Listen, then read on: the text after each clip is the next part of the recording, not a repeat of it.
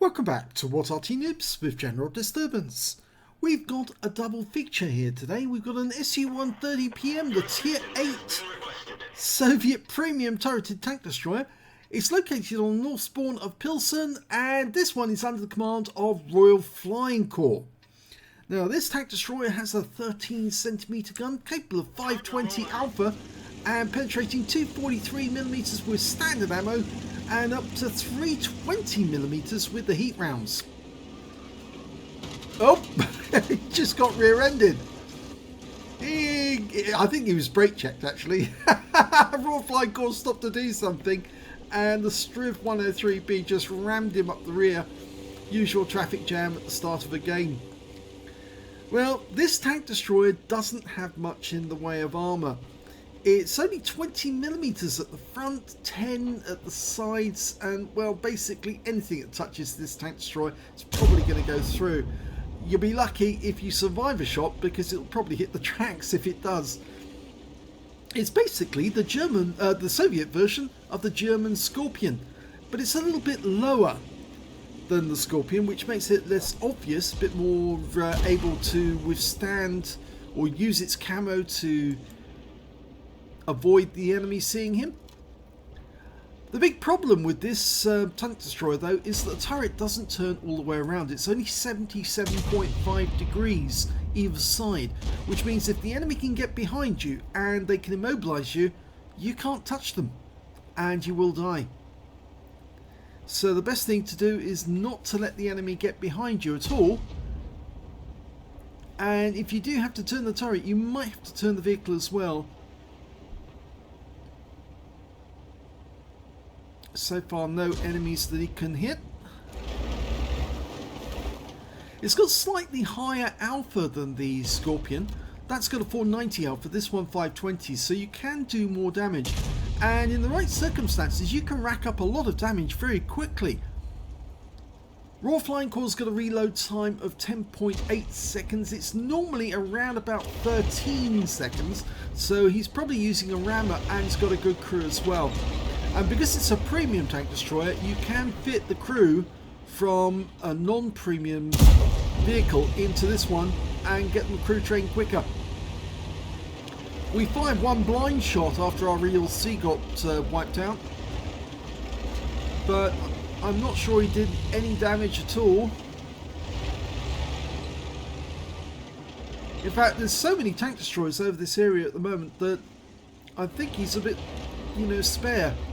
And the enemy is actually breaking through on the other side of the map. In fact, there's an M41 Walker Bulldog, and he's just spotted that, breaking through the centre of the map, and it looks like he's headed straight for the Arty. No, he actually did hit the target, but he didn't get through, and I think he hit the tracks instead, but he didn't break them. And that Bulldog is going straight for our 212A, our Arty. That one just missed him. He's found the Arty, I think, and the Arty found him and blew him away.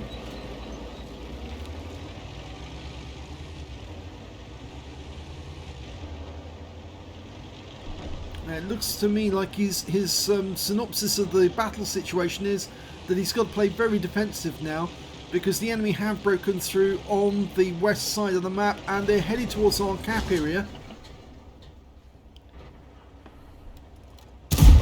Oh, that was good. Got his first kill, a Batchat 25 ton, managed to finish him off. 530 hit points. He got a high roll when he did that as well. And this is a solid building, so he can't, the enemy can't demolish the building. Trying for a shot at the T-54E1, and he gets it. And he got 574 hit points off that one. So a very high roll. Okay, it's an E100. Went for the lower plates. I think he hit the tracks. Or if he did hit the plate, he hit it at an angle that the shell wouldn't go through. He's loading a heat round now. That will give him the extra penetration to finish or get a shot into the E100. There he is. He's coming towards us. Ah, that's better. 510. It's still a low roll, but it did pen this time. And the E100 goes down to the SU-130PM. with 2 tanks down on the enemy. Not a good situation to be in, but, well, RoyalFlyingCorps is playing as defensively as he can. T-124. He managed to get that one in. You don't want to shoot through any obstruction with the heat rounds he's using at the moment, because they will pre-detonate if they hit anything solid. A bit like the HE rounds.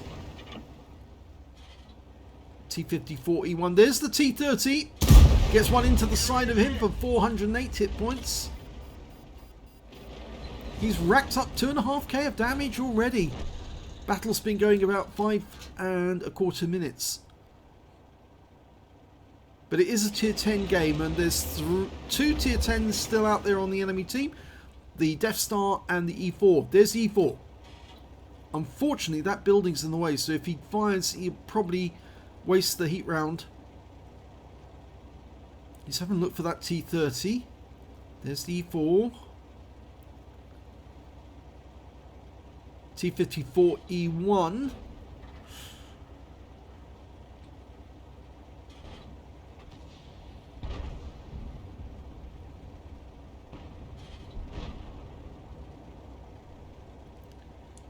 Nothing. Oh no, he can shoot 4, and he gets that one through the side. Low roll, 476.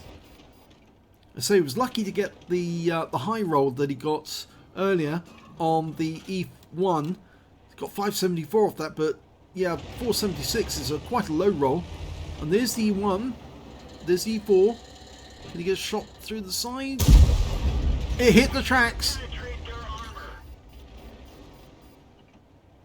He was spotted as well, which means the enemy tanks are now going to be paying attention to him. Ah, now he didn't expect that, but that's the enemy Arty paying attention to him instead. And he just got splashed. The round landed behind him, not on him. Oh, and he took around for the T-30. But from the looks of it, the T-30's only got the 120mm gun, because he only did 423 hit points of damage with an APCR. In fact, it's a bit of a waste firing an APCR at an SU-130PM, because the armor is so thin, anything will go through. Even a heat round, HE round will go through. And he only did 423 hit points of damage, which means he hasn't got the 155mm gun, because otherwise he would have done 750 hit points of damage. Now he's double bushed there, so the T-30 can't see him, but he can't see the T-30 either. You'll have to get somebody else to spot the T-30. Where is he? Oh, there he is! The T-30 saw him before he saw him. And unfortunately he's lost so many hit points. He's now only got 32, so he's a splash kill for the Arty. And one shot can take him out of the game. But he does have 3.5k of damage so far. But he's only got 3 other teammates on his team. There's the T-54E1.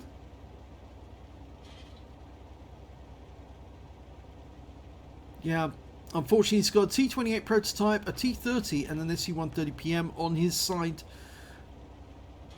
But we're sort of like being squashed into the northeast corner of the map. T-30 doesn't want to come out. I think he knows that a shot will come straight back at him the moment he does. There's the Death Star. Oh no, I think that round hit the supports on that pipes, and that's why there was no damage on the Death Star. Yeah, you waste a round if you hit those columns, the supports to the piping. Remember, this map is basically the site of the Pilsen factory, where they made Skoda vehicles, but they also made tanks and military vehicles.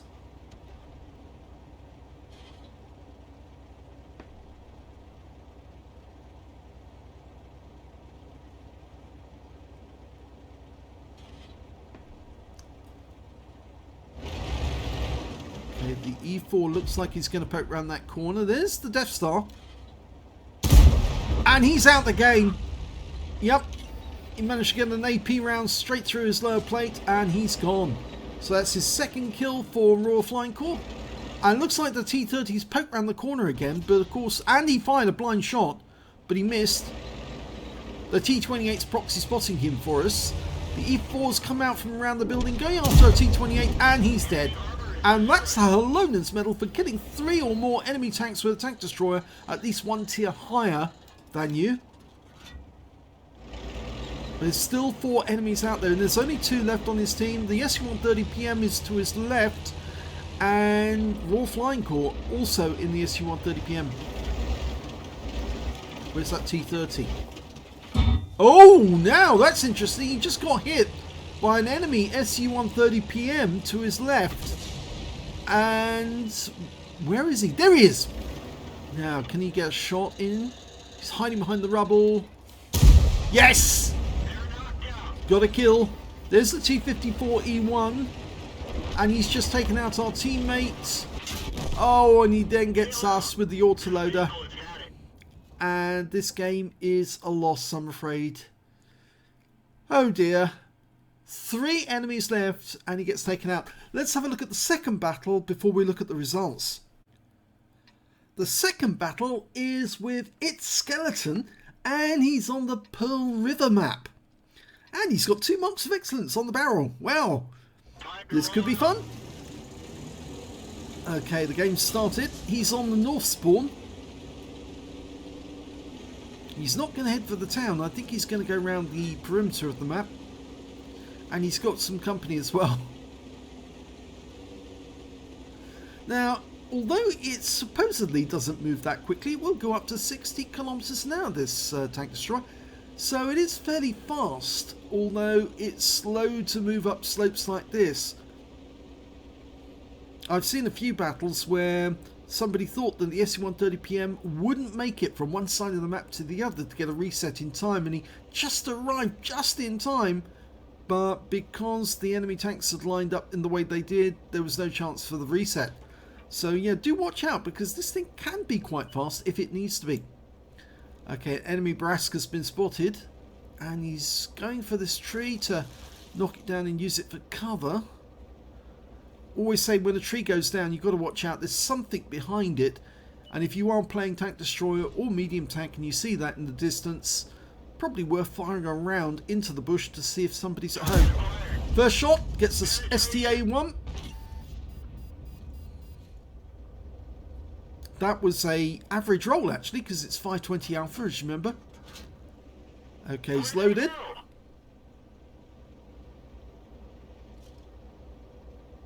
Progetto 46 takes her around for 488.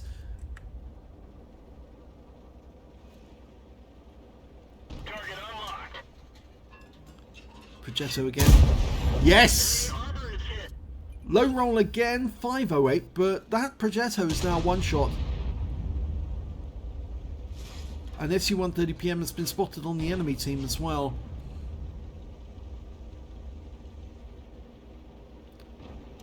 And oh, he didn't get the kill. A low roll again, and the star is now one shot. 82 hit points. That T-54 first prototype should be able to get him with one shot. No problem at all for that 100mm gun. And there goes the Progetto. Oh, that T-54 Mod 1 just took a big hit, and I think it was from the Scorpion. And we're now sharing this spot with the TS5. Well, of course, he can stay out in the open because his armor is fairly strong, but ours is fairly weak by comparison. And we've also got an ISU-152 right next door to us. So lots of company. Scorpion must have taken that round. Must have been hit, but he was blind. He was unspotted at the time he was hit, so we don't know how much damage we did.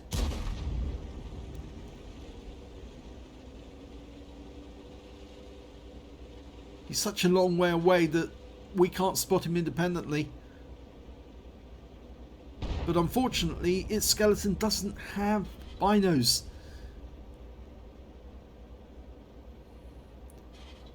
I think he was anticipating that Brask making a quick run for that pass. There's obviously some tank destroyers lined up on the heights around there waiting for somebody to come down those paths.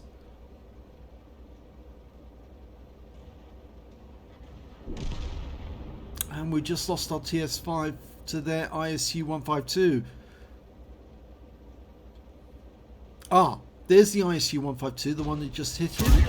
And yes, big hit. Oh, massive hit there. 600 hit points from that one. That's a very good hit indeed. He must have hit the armor, gone straight through, penetrated, and probably hit something very weak. The armor on the ISU-152 isn't great on the sides or the front for that matter. It's a sniping tank destroyer.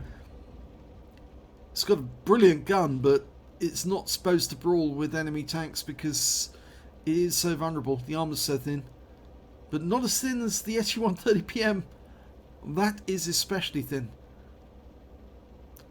Its skeleton's got a reload time of 11.28 seconds. Now I mentioned in the previous replay that 13 seconds is the normal reload time, and you can reduce that with a rammer and with a BIA crew. And even though the turret will only turn 77.5 degrees of the center line either side, probably the rotation device would be a very good mix for this tank destroyer. Good shot there on the T-26E4, the Super Pershing. And he's completed whatever mission it was. Oh, it's Tank Destroyer 12, TD12. He's got the amount of damage he needs to get. I think he needs to get some kills as well. I think we can have a look at, see what the... Yes, he needs to kill 2 enemy heavy tanks to complete this mission.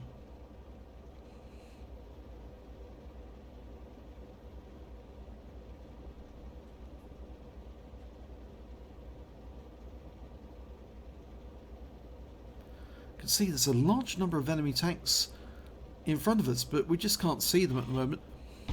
Our guys managed to capture the centre of the map, so they've got the village. Ah, here comes the Scorpion, and he takes a big hit.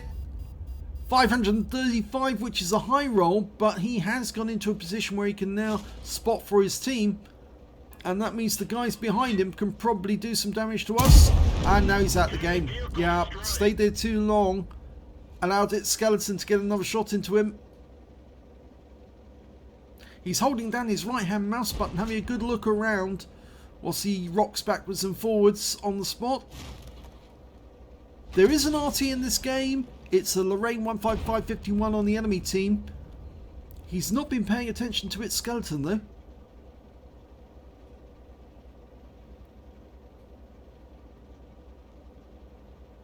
If you're wondering why there's no engine noises, by the way, that's because there was a fault that Wargaming made with the client, this particular client, which meant the noises, the engine noises, only appeared well into the video. You do hear all the other noises, but you just don't hear the engine sounds. They sort of cut in after about 3, 4, 5 minutes or so. In fact, this one's gone for over 7 minutes and they still haven't cut in.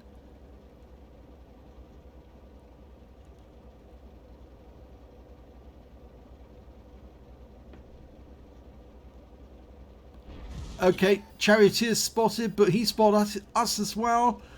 And, well, we got some spotting assist.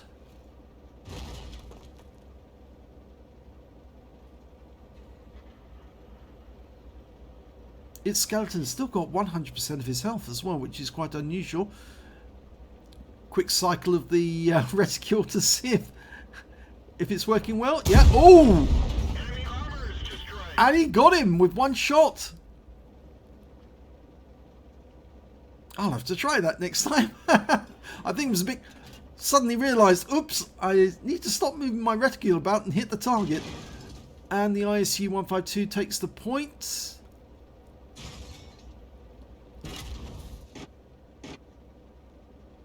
He's going to go down the slope or stay here for the moment. Ah, we've got sounds at last. There you go, the engine noises are back.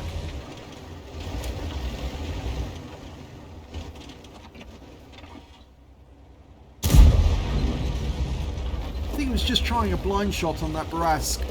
Unfortunately, the enemies captured the village in the centre of the map. And they just killed our SU-130PM. So this is not good, because it means now we do have to have somebody defending the cap area, and Inuya's 03 has moved back to do that. But they're now down to just 4 teammates, and oh, he just took rounds from that ISU. He fired one back and killed him, but he's lost his hit points, 809 hit points. The guy definitely had the 155mm gun, well, not 155 or 152mm. And yes, he does need to get back. Thanks a lot.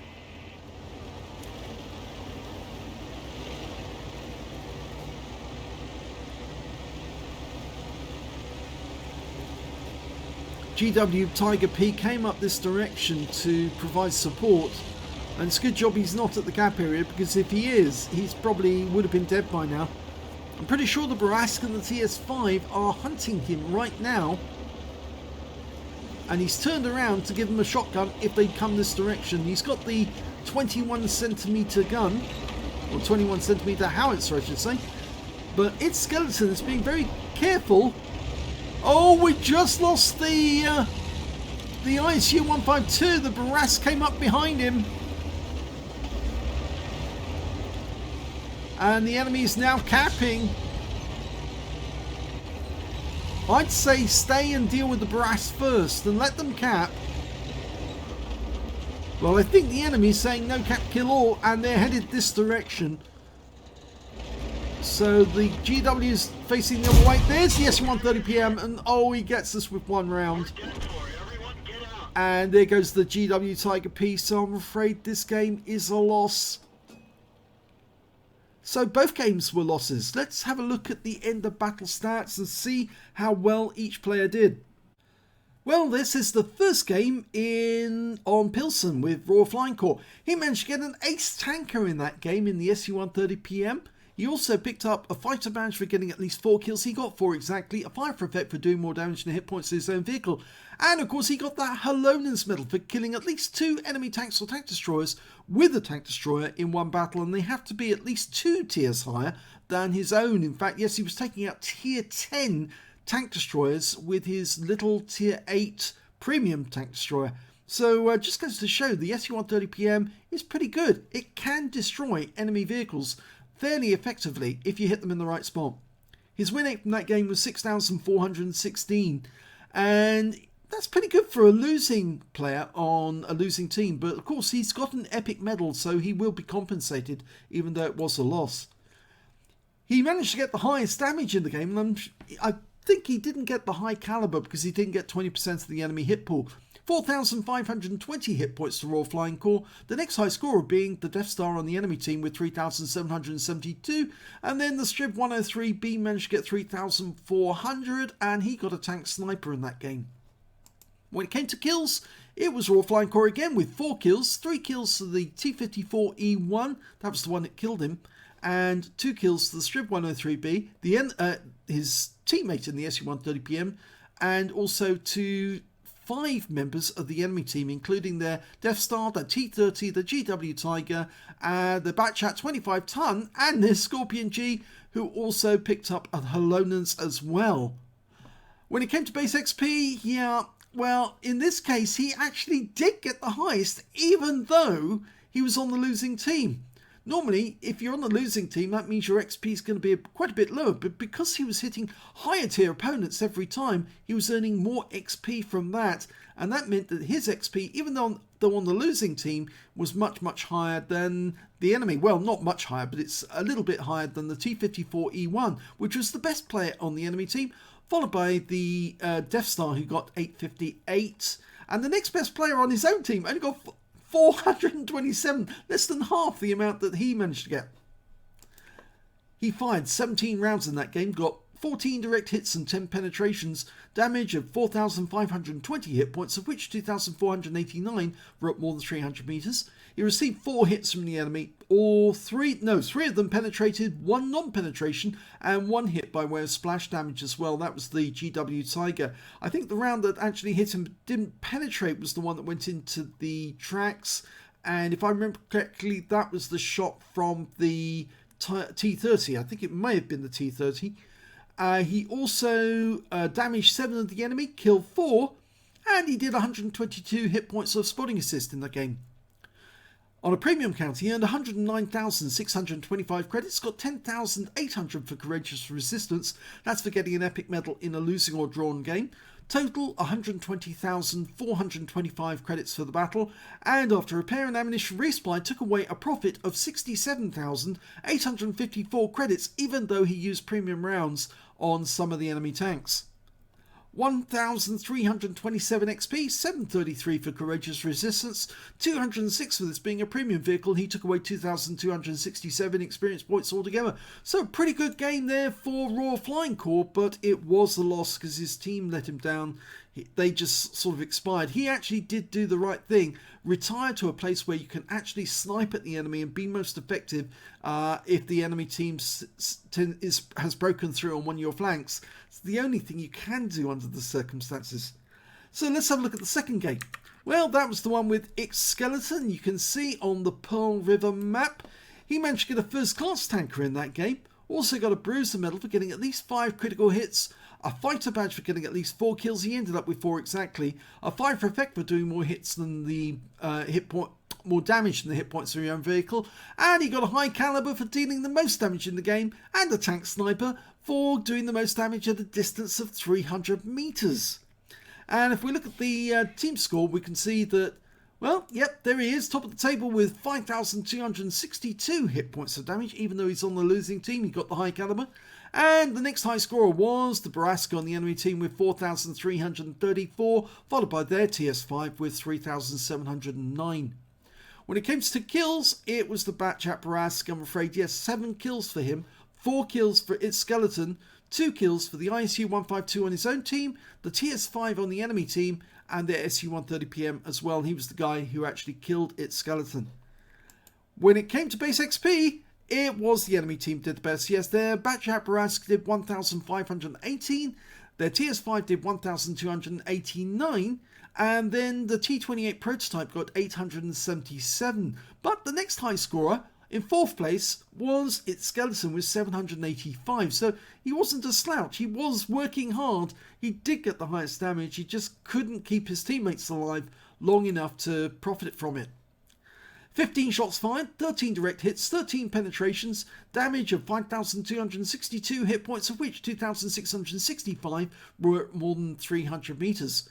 He received 2 hits from the enemy. Both were penetrations, I'm afraid. Yes, he got hit with some pretty big hits as well. One of those from the ISU-152 on the enemy team with that big gun. And of course that rather cramped his style for the rest of the game. 2 enemy vehicles spotted, 7 enemy vehicles damaged, 4 killed, and 512 hit points of spotting assist. He earned the 83,565 credits and got 7,200 for the Achievements Award. That's for getting an Epic or a Battle Hero medal in a losing or drawn game. 136,148 credits together, and after repair, ammunition, resupply and consumables, still took away a profit of 108,323 credits.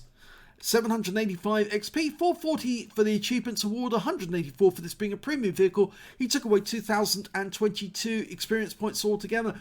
I think it just goes to show with this vehicle and, well, with this game and the previous one, even if you lose in the SU-130PM, if you get enough damage on the enemy, it can be highly profitable. And you can earn up to 100,000 credits profit, even in a losing game. And in both cases, RoyalFlyingCorps and its Skeleton came out basically as the best player in the game, but unfortunately their teammates were not, and that's why they lost, because, well, they all got wiped out. So I hope you enjoyed both of these replays. If you did, please give this video a like, do subscribe to our channel, leave a comment down below because it feeds the algorithms. You can do it, feed me, see more. And thank you for watching.